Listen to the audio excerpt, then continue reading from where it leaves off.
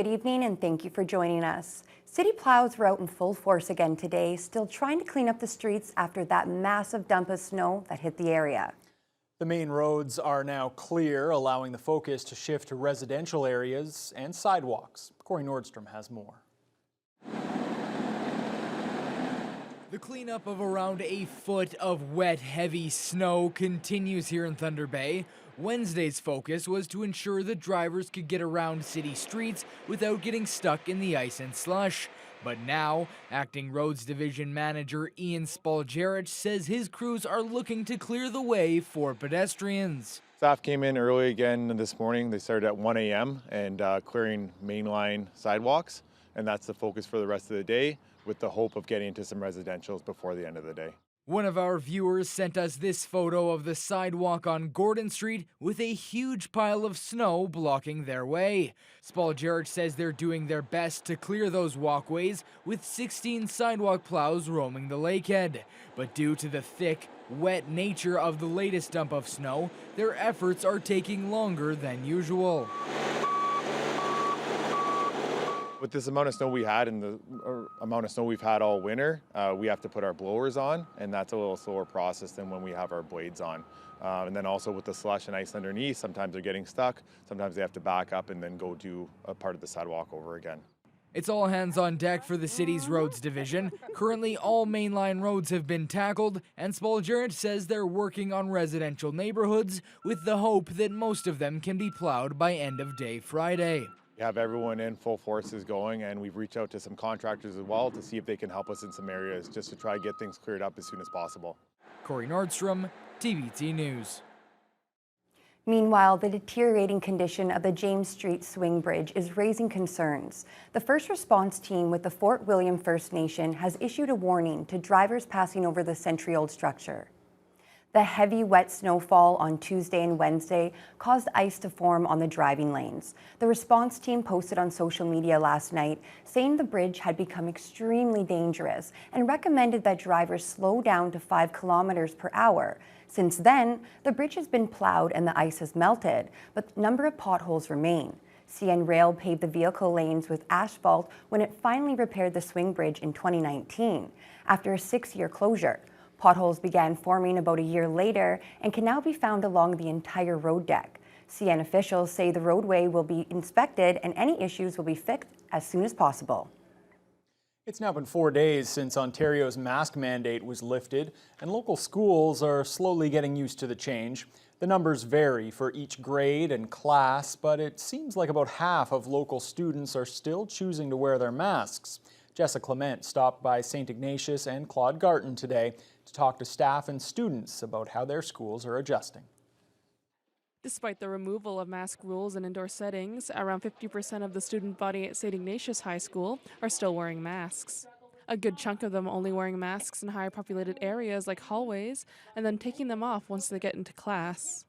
Principal Brian McWhirter says the response towards the mask mandate being lifted has been positive amongst the student body, and he says all students are being respectful of each other's choices to wear or not wear a mask. It's nice to see faces again and smiles, and some of these students, we really haven't seen them without a mask, so it's nice to see them without a mask, and our job obviously is to make sure that everyone's being respectful of people who choose to wear a mask and those who choose not to. The students at the high school say they feel a sense of freedom after the removal of masks, and instead of dividing them, it has brought the school closer as a community. I think that everyone has so far respected everyone else's decision on whether to wear one or not wear one. Personally, I think it's awesome because I get to see everyone's beautiful face and all that kind of stuff, and it's also a huge step towards normalcy. So I think most people feel safe with it. So I think for students, it's very important for us to kind of feel that freedom once again, and especially just having the choice whether or not to wear the masks. And I think this is finally a way for students to kind of join back together and have that sense of community within the school. Meanwhile, at Claude Garton Public School, around 60% of the student body are still choosing to wear masks. Principal Shannon Jessamine MacArthur says that 95% of their staff are still wearing masks, which makes both students and staff feel more safe and comfortable. It's been really nice to see everyone respecting one another for the choices that they're making. We did have an assembly with our school to make sure that students knew that no matter what the decision is at this point, that everyone is respectful of one another. Jessica Clement, TBT News. The number of COVID-19 cases at the Thunder Bay Regional Health Sciences Centre is down by 1 today. There are now 28 COVID patients in hospital. 5 of them are in the ICU, which is down from 7 in intensive care yesterday. The occupancy rate inside the hospital remains at just over 100%.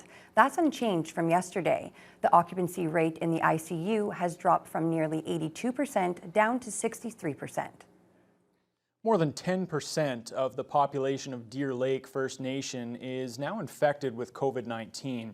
That spike in numbers has prompted Team Rubicon to head to the remote community to help out residents while they isolate. The Sioux Lookout First Nation Health Authority is reporting 121 cases in Deer Lake today in a community of just 1,100 on reserve. Team Rubicon, which is a veterans-led disaster response organization, arrived in the community last Wednesday. Team members are working with the Canadian military and community leaders on incident management. They're also cutting firewood and delivering essential goods like food. Team Rubicon's Eric Goodwin says right now the community seems deserted as restrictions have been put in place by the chief and council. All people are adhering to the recommendations that they remain inside their houses isolated. And that, again, is one of the reasons that Team Rubicon had to come in at such short notice. In order that for people to remain quarantined, they require essentials, life essentials, and that's what we're here to provide. Team Rubicon will leave Deer Lake on Friday, but the Canadian Rangers and a First Nations healthcare team called Nomad will stay until the COVID outbreak subsides. Ontario's wastewater numbers show that COVID-19 is not done with us yet, just because pandemic restrictions have eased. Public health officials say the COVID-19 viral signal in wastewater across much of the province is on the rise after hitting a 2022 low earlier this month. John Woodward reports. At Ashbridges Bay Wastewater Treatment Plant, public health officials monitoring the water for COVID-19 viral signals have noticed they're edging up. And it's not the only one. There's a sustained increase in the signal that we are receiving. York Region, much of Toronto, Oakville, Milton, and Pickering show increases in the viral signal. Much of Durham and Peel show it's stable, and in Burlington, the signal is going down. Ontario's Science Table says the caseload is starting to increase province-wide, with estimates saying the increased viral load detected in our waterways amounts to about 28,000 cases, doubling in about 6 days. We're now definitely again in exponential growth. As for what's behind it, Dr. Peter Uni points to eliminated restrictions on March 1st. That's when the province removed a requirement to be vaccinated and removed capacity limits in most indoor settings. The task would be just to take it a little bit slow, so keep masking if in doubt. Don't increase your contacts too much. But it's likely the most recent changes, including no more mask mandates, may yet be accounted for in the data. I think March break coming up, it's going to be a telltale sign as to how much will the wastewater signal increase. And I really hope it doesn't increase a lot, but I suspect that it will. As we remove some of the restrictions, Omicron will spread. Now, what we do know, though, is that it is a less severe infection, especially among those who are vaccinated. The regions that are DNA testing their wastewater show a new strain is gaining ground. It is more than 50% BA2, which is this Omicron variant, which is not more dangerous per se, but significantly more transmissible. Public health officials watching that signal and hospitalizations closely, saying if they see signs of danger, they may be pushed to act. John Woodward, CTV News. Thunder Bay is preparing to step up bylaw enforcement across the city. A decision was made by City Council this week to allocate more than $1 million to ensure there are more bylaw officers working at a given time to enforce local rules like those now surrounding fireworks. Vasilios Bellows reports. It's amazing what you see on weekends driving around the city happening that are bylaw infractions. Licensing and Enforcement Manager Doug Vincent says the restructuring approved by City Council will increase their staff of bylaw officers from around 8.5 to 12. He says that will allow for much more bylaw enforcement for things like complaints about fireworks from neighbors, especially during weekends and weeknights. In the past, any complaints on fireworks, if they did go to police, they would simply be, I think, referred to the bylaw department. So when the fireworks go off on Saturday night, there was nobody to respond. Having more bylaw officers on the clock will alleviate some stress on local policing for more than just fireworks calls, including parking violations. While there will be more individuals out enforcing bylaws, this new model will actually see less of an emphasis on animal welfare. Vincent went on to explain that many local organizations made this possible by taking on more of the workload. The Humane Society stepped up and started a very effective system for fostering and looking after those animals and getting them homes. And we found that they are very effective in doing that. So we've supported them through the spay and neuter program. We also still continue to support the trap, neuter, and release programs. The new bylaw enforcement model is set to be in place by this summer, with recruitment for these new positions currently underway. Vasilios Bellos, TBT News. A lukewarm reaction from the head of the Lakehead University Student Union to the Ford government's announcement yesterday that a tuition freeze for post-secondary students will be extended for a third year. The freeze was originally announced in 2019 as part of a controversial initiative that saw a 10% tuition reduction, but also eliminated a free tuition program for low-income students. LUSU President Lahama Naheem has mixed feelings about the extension. She says that minimal support isn't really something the average student notices. She says they would benefit more from increased OSAP grants as opposed to loans, and from long-term planning rather than piecemeal year-to-year announcements. But in particular, she's concerned that international students don't benefit from the tuition freeze at all. I think at LUSU, we really do believe that education shouldn't be funded on the back of students, and that treating international students as profit machines instead of equals and important parts of the community it's wrong and it's unsustainable, and it has a significant impact on their well-being. Naeem says ultimately, students want free tuition for all post-secondary education. She hopes political parties will listen to student groups and consider their needs as we head into a provincial election. Well, Fiona, it was a nice sunshiny day out there, and of course, after all of that snow, that means things were a little sloppy.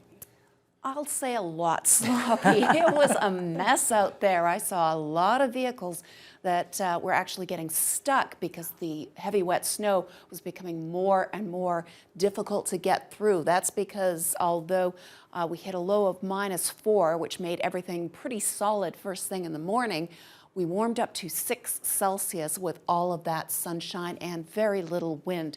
So it was nice if you weren't moving anywhere outside, but traveling anywhere, either by foot or by vehicle, was a little bit treacherous. Similar situations to the west, Fort Frances, currently at a high of 6 Celsius. They had loads of sunshine today, as did Atikokan, Upsala, Dryden, and into Kenora.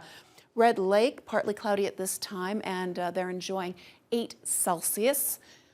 Sioux Lookout 5, 9 in Armstrong, 7 in Greenstone with a lot of sun. Marathon at 7, and currently Sault Ste. Marie that was still dealing with that storm for part of the day, starting to dry out. They're just at a cool 1 Celsius under cloudy skies. Now, here in the city of Thunder Bay tonight, we are going to once again drop below the freezing mark to -5 under clear skies, and wind chills could feel close to -14. But tomorrow, the sun will be back, and we are looking at mild temperatures to start. However, we have another bout of cool air that's going to be sinking into northwestern Ontario and through the Great Lakes. And yes, another bout of snow possibly heading our way. I'll have more details on how that will affect us later on in the news hour. Thanks a lot, Fiona. Well, it's now been 1 month since the Russian invasion of Ukraine began. Prime Minister Justin Trudeau was in Brussels today to talk with other NATO leaders. We'll tell you what came out of that meeting as your news hour continues. Security doesn't come for free, and doing more will cost more.